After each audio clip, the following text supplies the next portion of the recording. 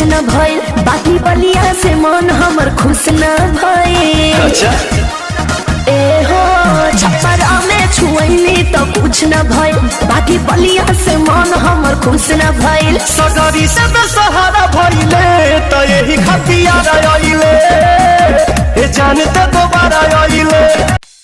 नमस्कार दोस्तों, power star Pawan Singh और अक्षरा सिंह में विवाद जब से शुरू हुआ है तब से Bhojpuri actress Dimple Singh power star Pawan Singh के सपोर्ट में नज़र आ रही है।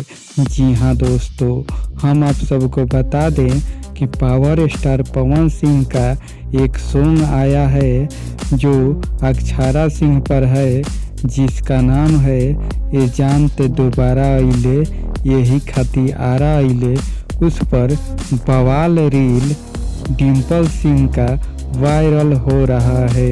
जी हाँ दोस्तों, आपको इस बारे में क्या कहना है हमें कमेंट बॉक्स में ज़रूर बताइएगा। मिलते हैं अगले अपडेट में, तब तक के लिए नमस्कार, बाय बाय, जय हिंद दोस्तों।